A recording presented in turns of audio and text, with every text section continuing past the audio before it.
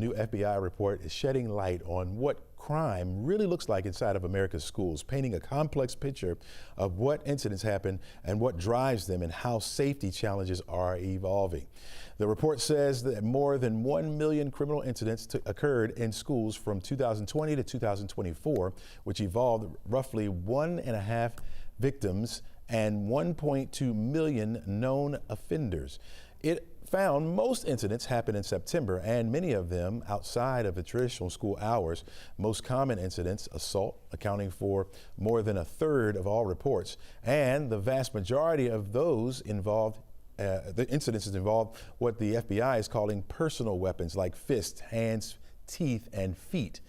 Wow. And while the FBI's numbers lay out the scope of what's happening in our schools, the real question now is how we make sense of all those figures and what it means for students, parents, and the community moving forward. Let's bring in friend of the show, Dr. Thaddeus Johnson. He's assistant professor of the Department of Criminal Justice and Criminology at Georgia State.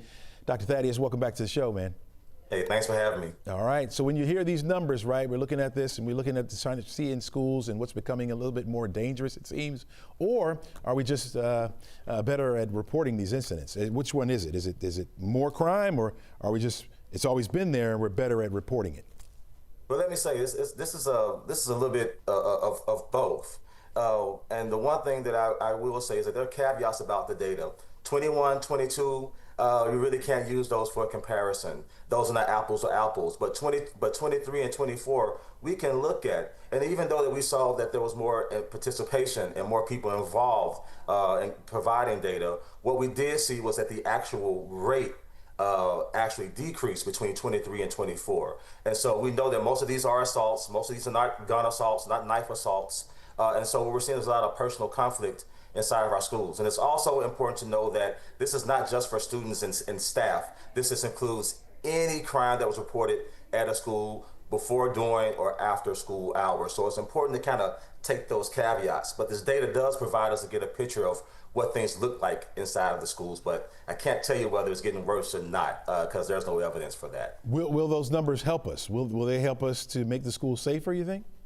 Yeah, absolutely, because it tells us who our offenders are. We know that there were young males 13 to 15. We also know that 13 to 15 for those under 18 was the victim group, so we know the who.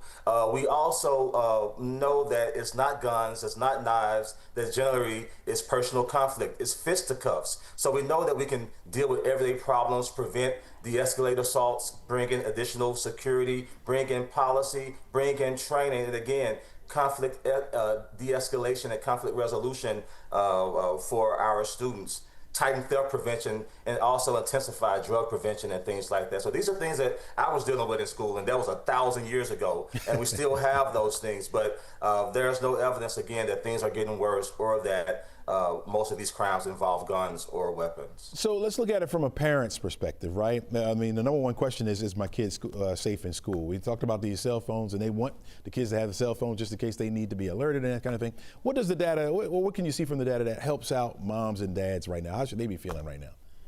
Yeah, absolutely. They should feel safe. I know we see things on the news, right? But if we're looking at the actual race that we see on campus versus race other places, it's a little bit better, a little bit safer than it is in some general locations. So they should feel good about that. Also know that, again, most of these are not gun crimes or very serious crimes. What they look like are those traditional school fights that we generally see on and around campus. And also, I know we see things on the news and they grab our attention, but we cannot govern our lives off of anecdotes. The evidence shows that things are just as safe as it has been. In fact, from 2010 to 2022, we saw that our schools were being safer in another victimization report. And so add that on top of what we see in 22 and 23, one could argue that our schools are getting safer or just as safe as they've always been. So this is not the point for parents to be concerned about beyond the normal concerns about your kids in school. You know, Georgia just passed a new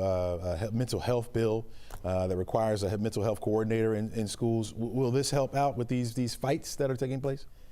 I think that's really a great thing. You know, we see these things in other institutions, and I think what it provides is a way for people to mediate, for people to recognize triggers, for someone to see if a student's being bullied, for students to have someone just to come and talk to that's they don't feel judged by. So to have these programs there, to have someone who's trained on site, is only going to help. We do that in police, and we're bringing those experts on, and so those same things can help with the security and safety of our schools. I think the report said something about September has some of the highest numbers. I guess kids just now coming back from school. I mean, are we seeing that incidents or things may take place at the home or during your summer vacation, and you come back and you're kind of taking it out on each other? I mean, what is really going on? I mean, especially with that month in particular. Well, possibly it's also too that reporting picks up pretty much during that month. I still need to dig in the data, but things that happen in September, did they happen in August or things like that? So there could be a timing thing. But we often know when things come back open for business, people are coming along together. We don't know our boundaries. We don't have decorum as well. Things can pop off. And also, routine activities. When you have more people in places, perhaps offenders have more targets oftentimes. And that's why it's important to target harden the school campus, because remember, what we're seeing are not just people involved with the school. These are also people outside who may have committed a crime on campus or been victimized nearby campus. So that's really important to separate what's the school's responsibility and what's going on in the neighborhood. And that particular data does not give that information so clearly. Dr. Thaddeus Johnson, always a pleasure to talk to you. Always good insight, my friend. Thanks so much. Thank you for having me. All right, take care.